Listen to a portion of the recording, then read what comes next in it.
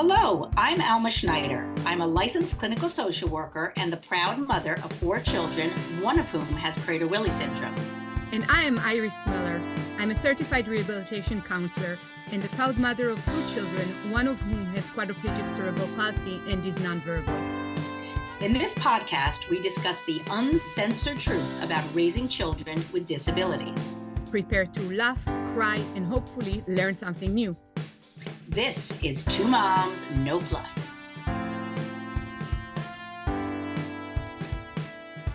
Hello, everyone, and thank you again for joining us. We are very happy to have newcomers as well as our veteran listeners. Thank you so much for tuning in, and please share our podcast with others. We always forget to say this in the beginning, but it's so important that you give us a 5-star review and to share this podcast with people who may be able to benefit from it, whether they are families of children with disabilities or allies. We really want allies to be listening to what we have to say because it takes a whole village. So I'm here with, of course, my lovely partner, Iris. And hello, Iris. Hello, Alma. We are going to be talking today about neighbors, something that we never really focused in on, but it's so vitally important that we talk about our experience with our neighbors so that we can have people benefit from our information that we might not have had in the beginning of our journeys. And that's what a lot of our podcast episodes are about, so that you don't have to go through the hell that we've gone through. So we're trying to make it a little easier for you. So yeah. Iris, I'll just start with some comments that I have, and then I'll pass it on to you. But I live in the suburbs. I used to live in New York City, but now, in New York City, I grew up in an apartment building that where we didn't know our neighbors. There were 5 people on our floor, and we did not know anything about them. Can you imagine that?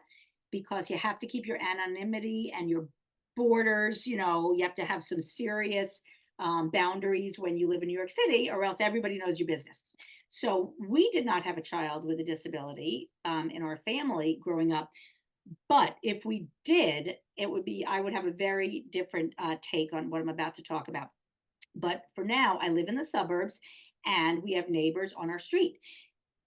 We have had experiences where the police have had to come to our house. We've had experiences where our child has made quite a bit of noise outside. So it was really important, so that people didn't think we were abusing our child, that we talk with our neighbors. So even if you don't want anything to do with your neighbors, maybe you don't like your neighbors, maybe you have a lot of tensions with your neighbors, it's really important. Hopefully you all get along with your neighbors like we do, but it's really important that we explain to our neighbors in some fashion. You could be as vague as you want to be or as detailed as you want to be, but to explain that your child has a disability. Sometimes there might be behaviors that are loud. You want to apologize for that and hope that it doesn't interfere with their peaceful evening, but to talk about it. And one of the things we have is an email list for our block. We have not had to use it, but if you do not have an email list for your block, it's a great vehicle to explain to people, this is going on at our house, please don't be alarmed. And I've done that with my immediate neighbor who I'm friends with, and she has always been very understanding, and she's a very inclusive person. Sheila, this is a shout out to you and your family and your children, but to just understand that our child has a disability. He might be freaking out. He might be cursing quite a bit in the backyard. I always call them when the police have come. I've always called them before the police show up to say, don't worry, everything's okay, but the police are on their way because this is going on. So that's one little tidbit of help I have for you. Yeah, that was a lot. I'm just like, I'm sorry, I went on and on. Yeah, that was very interesting and very important. I think that the relationship with neighbors is very unique because in a way we choose our friends. We can choose to a degree if we stay in touch with our family or not, and to what degree we involve them in our lives. The neighbor situation is a totally different story. You don't move into a building and interview the neighbors to see if they're inclusive, open-minded, and how would they react to, let's say, a child who's using a wheelchair. Mhm. So this is a tricky game because we need to really navigate the outside world in that microcosm that is our neighborhood or our street, or in many cases just our building, or even just the neighbors on our floor. And it's an interesting situation because those neighbors can really make it or break it for many families. And I'll give you an example. Like once in one of the buildings that we lived in, we had neighbors who were gamers, and the walls were very thin. So every so often they would like break into like screams because they won something in the game or didn't. But my daughter, whose auditory reflex is so hypersensitive, it was like feeling unsafe in her own house. Like, when would those screams begin? And then it created a situation that she could not remove her headset inside the house. So it's something that, you know, sometimes you don't have any control of, but it's literally creating a situation where you need to move to a different building altogether, or at least a different floor in that same building. So what I want to say is that I loved what you were suggesting, that open communication and creating a relationship, being proactive about the relationship. So something that our family experienced for many, many years is that her daughter would have these like extreme spasms during the night, and she would wake up screaming, but those were like screams that I think for the neighbors, it's probably sounded like we're butchering someone in the house. It was like really bad. And in the middle of the night, to be woken up with a child's voice screaming like that, I am sure it's very startling to the neighbors. Mhm. Because of the communication challenges, when she would wake up in the middle of the night, it wasn't a situation that we could place a communication device with like high glare lights in front of her face for her to type down what's exactly happening. So we had to, you know, wake up and try to understand what was going on. And this is an example that being proactive, introducing yourselves to the neighbors when you Yes. move in, explaining what is going on, even showing up with your child and explaining so they can see a visual of what it is that you're actually talking about, and maybe get acquainted with your child. So in our situation, it was the night screams. In your situation, it might be a child who has autism and intends to elope, and you need the neighbors to be alert if they see him running around the hallways on his own, etc. Basically, I think that being proactive goes a long, long way. And you might also be able to kind of map down the neighbors, know who's on your side and who can you rely on to actually help. Yeah, excellent point. And bringing up elopement, for those of you who don't know what eloping means, we're not talking about getting married discreetly. We are talking about kids and adults who run away and just take off. And it's really important for neighbors to be in the know. I know many people who have had to have, very frank discussions with their neighbors, saying, from day one, saying, if you ever see my child, leave, please contact me immediately, because he has autism and he is nonverbal and he will bolt. So please let us know as soon as possible. So that's another really important reason to disclose to your neighbors the situation that you have. Something else that I've had to do, because Prader-Willi syndrome has to do with food and elopement, I have had to go to stores that are in my immediate area and actually have photos of my son that I bring to them, so that they have discreetly behind their desk, and they get familiar with his face, to say, if this person ever comes in, please do not sell him anything and contact me ASAP. So, it was a little uncomfortable having to do that, because you don't want everybody to know your private business. But this is really about safety, because my son has left, in the middle of the night, or very, very early in the morning, when these stores are open right in my immediate area. So they're kind of like neighbors. Um, so that's a really important thing to do if you have a child who will go to a specific place and try to get something. That's a nice kind of point, because we have to create those connections, Yes. and the extent that we as parents need to go to make sure that the neighborhood is safe for our children is sometimes extreme. But for example, my daughter loves to kind of roam around the neighborhood with her wheelchair. So for me, it's almost essential that everybody in the streets next to us knows who she is and knows which house we live in. So if something happens, the wheelchair gets stuck or something like that, they know which door to knock on. And in order to do that, first of all, when we move to a new place, we go around and introduce ourselves.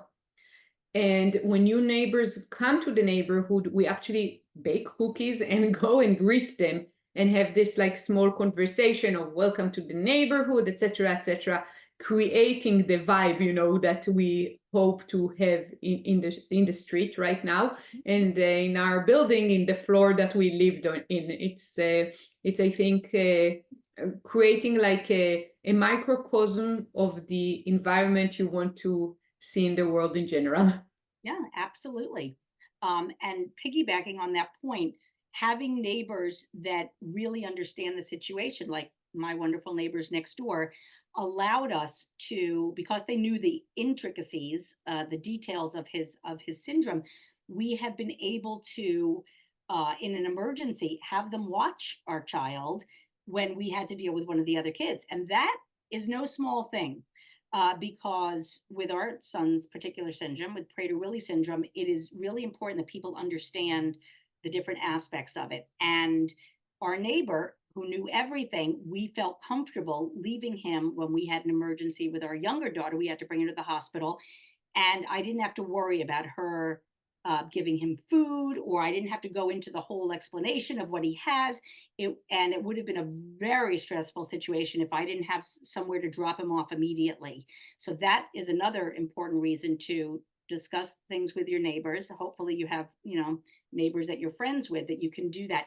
Also with our neighbors, who I can't say enough wonderful things about, their children became our babysitters for our children, including our son with a disability. So they were right next door, and they were able to babysit knowing what he needed. And again, no small thing. So very important to find babysitters who are very close by, who you can, if you're able to have babysitters, to do that. And we also talked about doing co-ops with babysitting co-ops with our neighbors who have children with disabilities, where we watched their kids and they watched our kids at other times. And again, not just for emergencies, for going out on a date, for going out with the other kids, where you didn't have to spend money and you're taking turns doing this with your neighbors. So another very important reason to Love share it. information. Yeah, that's another great tip. I think that when I was sending people around their floor slash street to introduce themselves, I want to remind everybody that, again, 1 in 4 adults has a disability and 1 in 6 children has a disability. So Mhm. before you knock on the door, prepare yourself that you might meet another family who's dealing with something very similar. Mhm. And it's mind-boggling to me, the reality of those kind of introduction talks that we had with the neighbors. Sometimes you just like, it's mind-boggling. The person who's opening the door is clearly a person with a disability, and it makes the conversation so much easier. And Yes. then there's so much in common with people that you didn't think you had anything in common before. So Mhm. that's encouraging. And Yeah. I do have another thing, but I'll let you go on and then I'll. Well, the final thing that I have to talk about for right now, I'm sure later, many more things will come to me. Um, but having just emotional support from your immediate neighbors. I mean, to who really get it, and it's really great for their children to have interactions with the child who has a disability, because as we know, inclusion is not just about people doing volunteer work for people with disabilities. It's really about playing with them. And it's an opportunity for growth for children who are neurotypical, to be able to experience someone who is not. And that person might be hiring someone in the future when they grow up, and they will say, wow, I had somebody on my block that I had a lot to do with, and it was really important for my understanding of disability. So that's all I have for Yeah, today. so I wanted to say that obviously we love the street that we live in and love the neighbors. So this is why when we moved the house, it was only moving down the street from the house we currently had, because we didn't want to lose the neighbors. The neighbors meant so much for our family. And that being said, here in Midland, Michigan, they have something really nice going on, which is like Neighboring Week, in which the city celebrates neighbors. And during Neighboring Week, we once did a neighboring event and invited the whole neighborhood to have a neighborhood meeting. And in that meeting, it was a good place to kind of interact and network and create a WhatsApp group for the neighborhood and have anyone who was interested registered, but also an opportunity for each neighbor to introduce themselves, including my daughter Karen, who took the time to tell everybody with her communication device how important it is for her that they do certain things on Halloween so she can come and trick or treat in their house.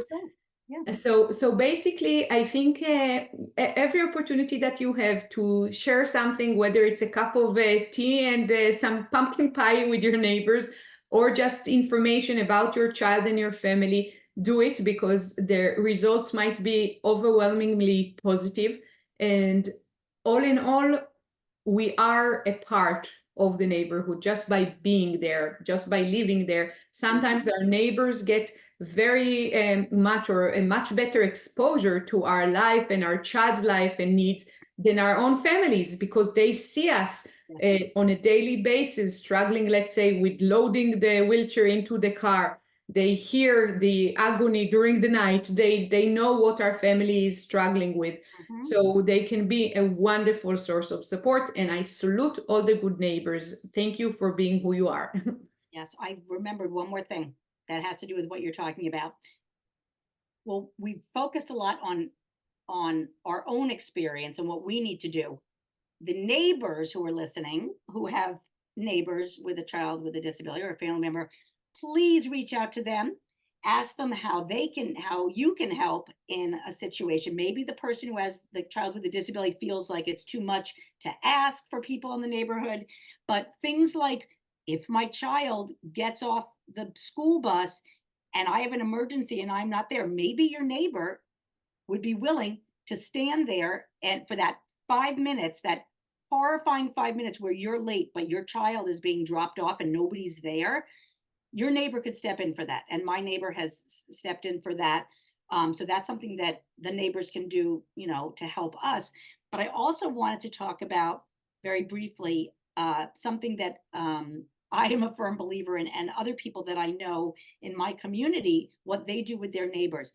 If you have a child with a disability, make your house the cool house, where everybody's going to come to your house with your child with a disability, because you might not feel comfortable letting your child go over there, but you want your child to have a social life.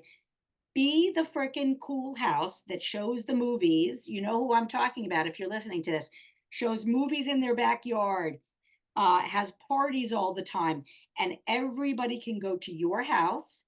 And your house is the really awesome place. And then your child gets to have socialization, maybe make friends on the block, and you have control over the situation where you would feel very uncomfortable if they were elsewhere, because you wouldn't have to, you would have to be there every second and watch over everything. It's just more comfortable in your house. So I think that's all I have for today. And that was such a nice note to end with, because if we're the cool house and we're opening our doors to everyone, we're also creating a better place to live for other neighbors. And the fact that there might be other children there that are introverts, or they have a little kind of social quirks that make it hard for them to connect with kids in their school.